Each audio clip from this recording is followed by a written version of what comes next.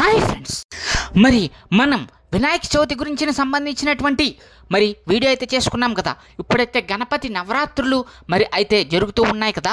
అందరూ కూడా ఎంతో అద్భుతంగా గణనాథుని అయితే పూజించుకుంటూ ఉన్నారు.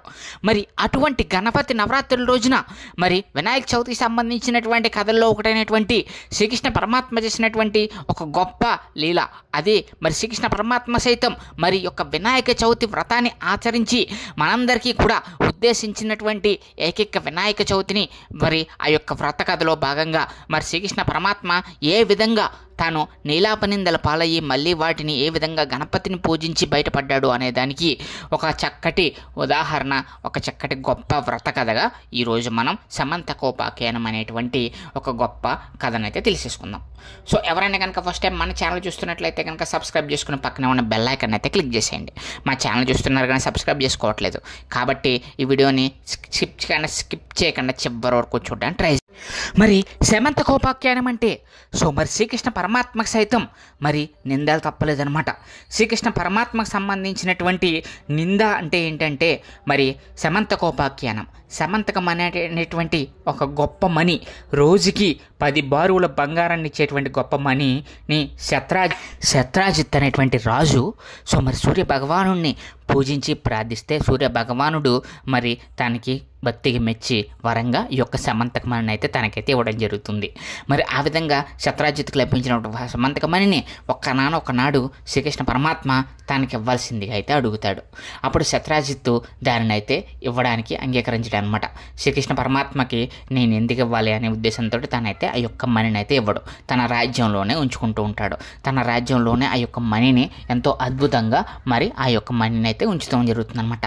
ఆ యొక్క మణి విలువ అనేది లెక్కలేనిది. సో రోజుకి 10 బారులు బంగారం పెట్టేటువంటి ఆ యొక్క మణిని తన తమ్ముడు ప్రసేనుడు ఆ యొక్క మణిని చూసి ఆశపడి తాను బంగారు ఆభరణంగా ధరించి వేటకైతే వెళ్ళడం జరిగిందంట.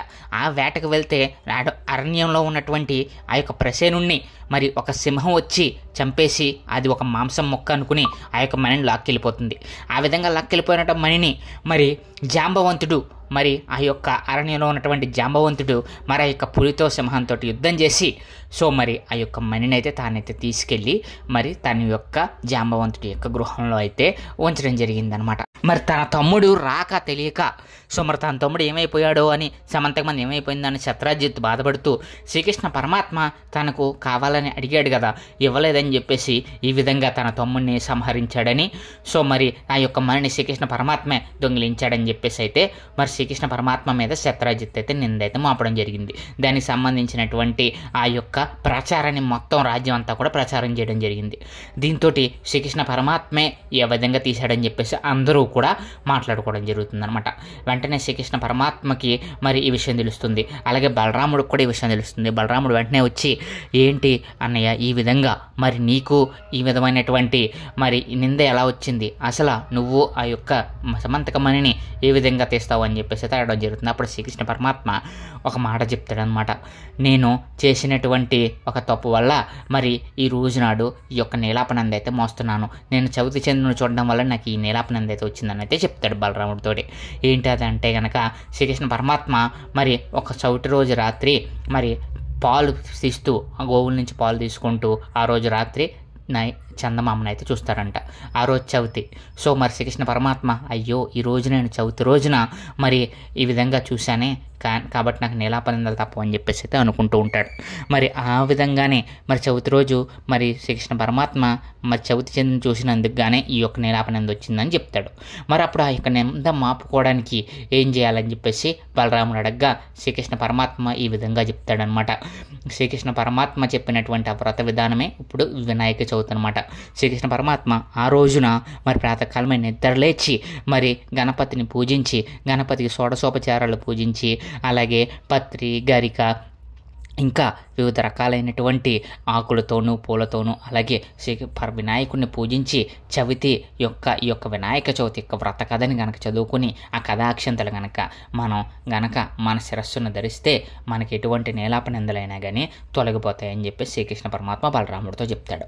వెంటనే శ్రీకృష్ణ పరమాత్మ ఆ రోజున చవితి రోజున భాద్రపద శుద్ధ చవితి రోజున వినాయకుడిని పూజించి వినాయక చవితి ఆచరణ చేసి ఎంతో గొప్పగా వినాయకుడిని పూజించి మరి ఆ రోజున తనకు ఉన్నటువంటి ఆ యొక్క నిందను మాపుకోవడానికి ఎలాగైనా సరే ఇప్పుడు నేను తప్పు చేయలేదని చెప్పేసి ఆ యొక్క నిందను మాపుకోవాలని చెప్పేసి అయితే శ్రీకృష్ణ పరమాత్మ అయితే అడవికి అయితే బయలుదేరి వెళ్ళడం జరుగుతుంది.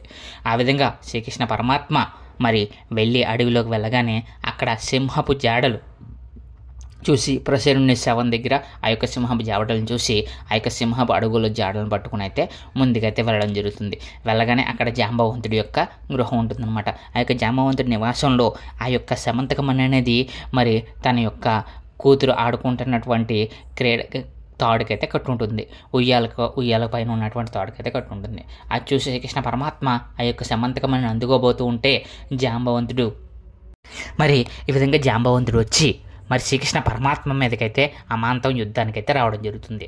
పగలు రాత్రి ఇలా 7 పగలు 7 రాత్రులు శ్రీకృష్ణ పరమాత్మ తోటి జాంబవంతుడికి మధ్య యుద్ధం సాగుతుందన్నమాట. రోజుకి కూడా జాంబవంతుడు ఎంత గొప్పవాడంటే తనతోటి యుద్ధం చేసిన వాళ్ళు ఎవరూ కూడా మరి ఓడిపోతారు. తనతో యుద్ధం చేసిన వాళ్ళు ఎవరో కూడా గెలవరు అనేటువంటి యొక్క వరంతో ఉన్నటువంటి జాంబవంతుడి యొక్క శక్తి ఏమవుతుందంటే రోజుకి కూడా క్షీణించిపోతూ ఉంటుందన్నమాట.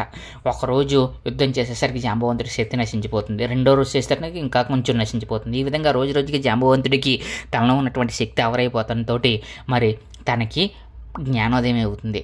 నేను చేసిన యుద్ధం అనేది మరి మామూలు వ్యక్తితో కాదు, నేను చేసే యుద్ధం సాక్షాత్తు ఆ శ్రీకృష్ణ పరమాత్మతో యుద్ధం చేస్తానని చెప్పి గ్రహించినటువంటి జాంబవంతుడు వెంటనే శ్రీకృష్ణ పరమాత్మ పాదాల మీద పడి తన తప్పు క్షమించమని మన్నించి వేడుకుంటాడు.